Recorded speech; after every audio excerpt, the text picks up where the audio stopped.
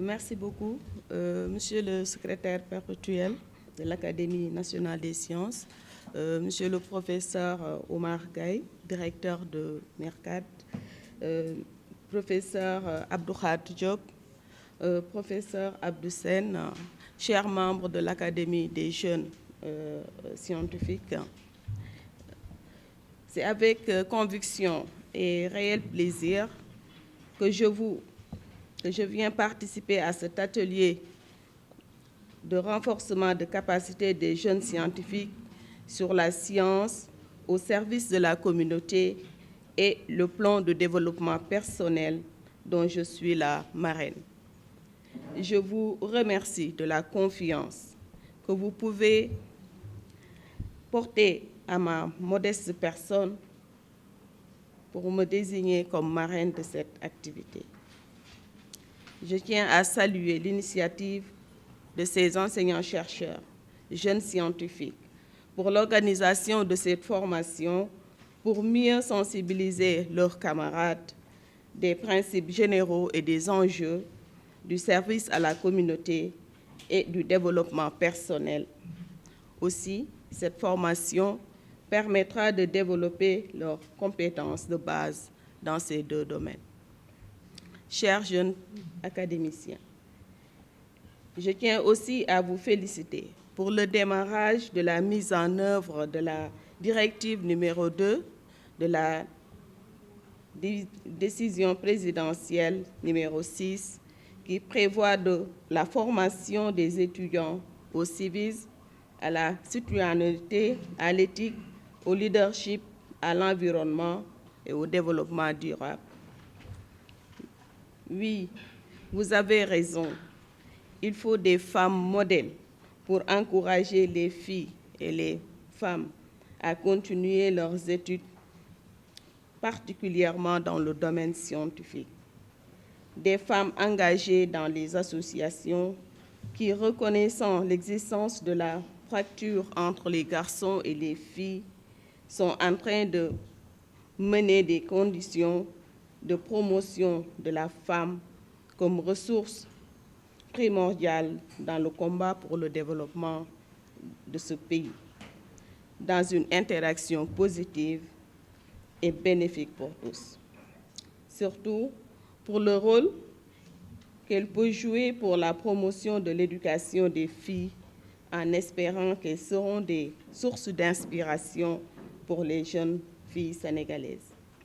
Les femmes, la moitié de la population mondiale, sont le socle et le dépositaire de toute société. Dès lors, toute transformation positive doit nécessairement passer par une inclusion de ces dernières. Comme vous le savez, les connaissances scientifiques et techniques contribuent fortement au développement socio-économique d'un pays. Leur intégration dans le processus de détermination des choix politiques est une priorité nationale.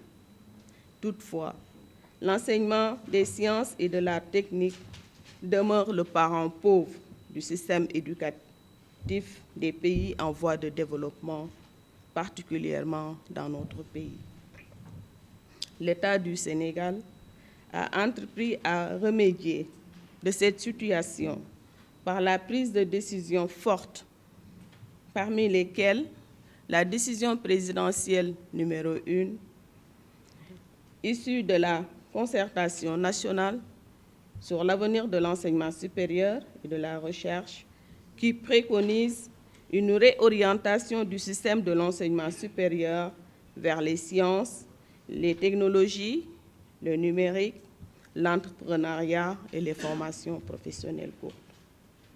Comme nous le savons tous, nous avons constaté ces dernières années une faiblesse des effectifs dans les filières scientifiques, uniquement 20% de bacheliers scientifiques. C'est très faible. Entre autres mesures, la création de la Direction générale de la recherche et de l'innovation au sein de laquelle la direction de la promotion de la culture scientifique dont j'ai l'honneur de diriger. Et cette direction qui va élaborer donc une stratégie de promotion de la culture scientifique avec des activités pour essayer de susciter donc la vocation chez les jeunes à choisir les filières scientifiques.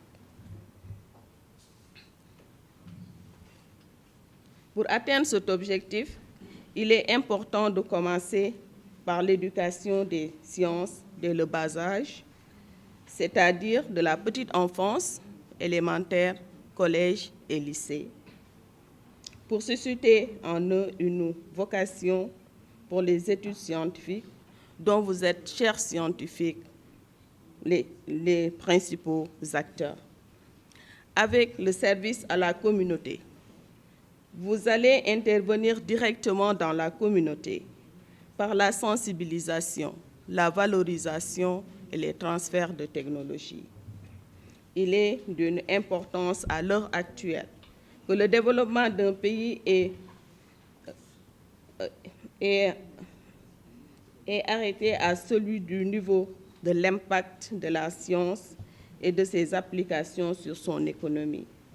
Pour relever le défi du prochain millénaire et profiter au maximum des avancées de la science et de la technologie, il est donc nécessaire pour tout pays de renforcer le potentiel scientifique, plus particulièrement son potentiel humain, c'est-à-dire avoir des ressources humaines de qualité.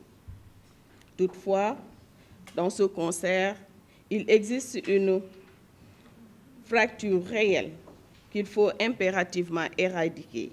C'est le quota infime des femmes dans la communauté scientifique. Si je prends l'exemple du département de physique où j'enseigne, donc nous avons uniquement 5 femmes sur plus de 50 enseignants-chercheurs. Je pense que là, il faut faire quelque chose. Le Sénégal ne pourra prétendre relever le défi du développement à travers les sciences en laissant de côté les compétences et les savoirs détenus par la moitié de sa population, je veux nommer les femmes.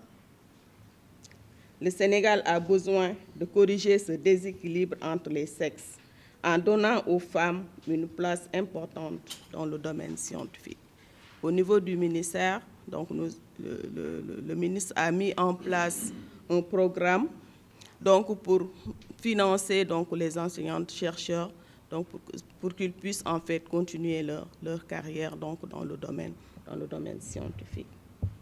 Je voudrais terminer en rendant un vivant hommage à l'ensemble de ces jeunes scientifiques pour cette belle initiative et les encourager à continuer dans cette voie.